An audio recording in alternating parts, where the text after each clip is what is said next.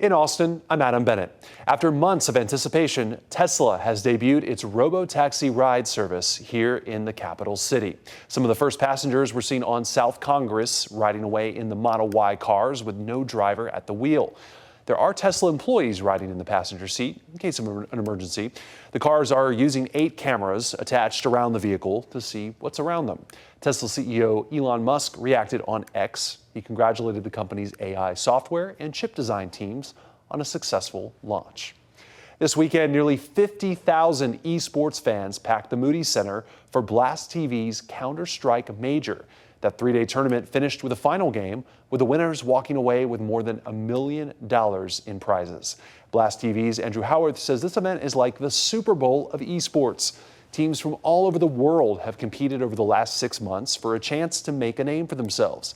Howarth says Team Vitali from France and Team Mongol from Mongolia, by the way, the first Asian team to make it to the quarterfinals, they went head-to-head.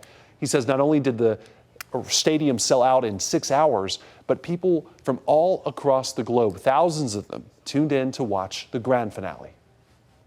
We've had 95% of the people buying tickets for this travelled from outside of sort of a 200-mile radius of Austin. So that is a huge draw. This is global tickets coming in, globally the best players in the world here. This is a huge event. Really, I use it again. It's the Super Bowl of esports. This is the real pinnacle of the industry. Organizers expect the competition to have a more than $30 million economic impact for Austin.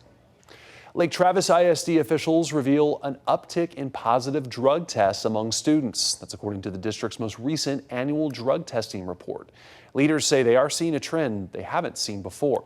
District officials say any student involved in UIL activities, athletics, or fine arts can be tested. So can students with high school parking permits.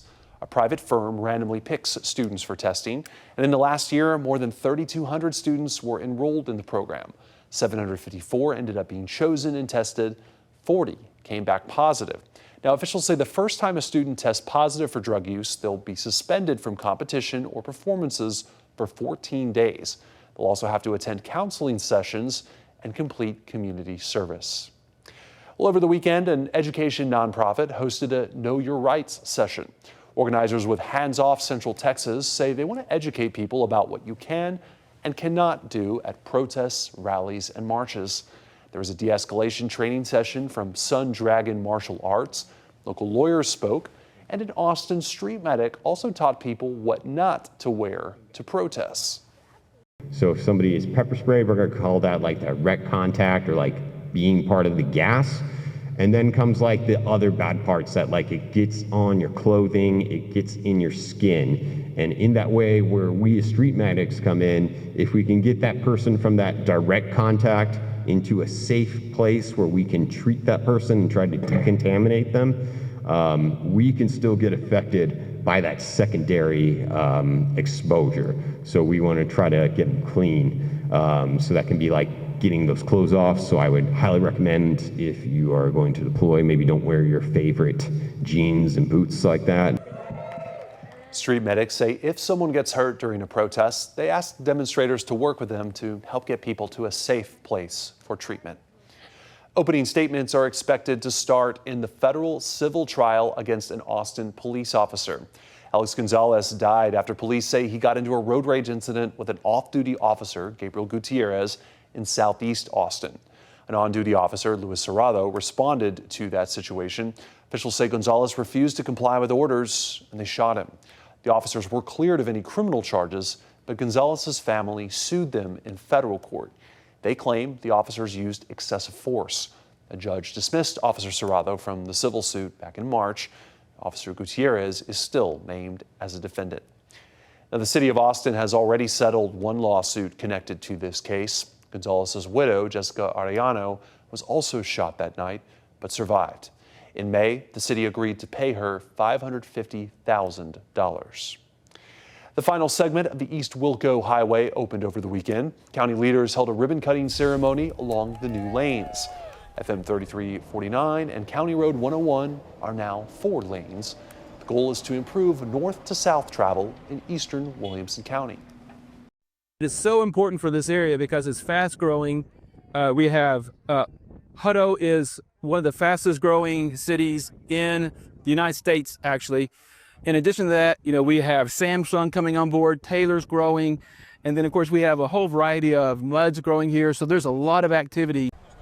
Leaders say this is the largest road project in Williamson County's history. Williamson County will also soon have a new and improved facility for shelter pets. Crews broke ground on a new facility for the Central Texas SPCA. It's being built at the shelter's current location on South Baghdad Road in Leander. And when the new facility is done, it'll feature improved treatment areas and enhanced spaces for community interaction and adoption support. It is going to be so incredible. We're going to be almost doubling the amount of space that we have here at the shelter to care for dogs and cats. It's going to be so much better for the dogs and cats, for the staff, for the community. So really monumental day. The Central Texas SPCA has been helping connect local animals to families for nearly 4 decades. Well, Juneteenth may be over, but Central Texans still celebrated over the weekend. The city of Bastrop started their festivities with a parade, then a Freedom Festival at Fisherman's Park that featured food, music, games, and a lot of family time. This year, they're also partnering with the Evening Lions Club to paint bowls for the Empty Bowl Project. That benefits the Bastrop County Food Pantry. Sheila Lowe has been involved with the event since high school. She says she feels proud when everyone celebrates together. It's important for our community. It's important that we remember where we started, where we are, and where we're going. And when we come together, we're more powerful and stronger in numbers. And this weekend is just an example of that. This is the city's 39th year celebrating Juneteenth. In the city of Austin, leaders showed off the area's first fully electric waste collection vehicle this weekend. People could see the special truck during the Zero Waste Resource Fair at Austin Recreation Center. That was also a chance for people living in multifamily properties to learn how to compost now that collection has recently become available to them. Austin Resource Recovery officials tell us their next Zero Waste Resource Fairs will be in July and August. And here's proof that anyone can make a difference, even in the heat of summer. A tubing spot in San Marcos, Don's Fish Camp, is helping keep the river clean. This past week, they dropped off 800 pounds of recycled cans.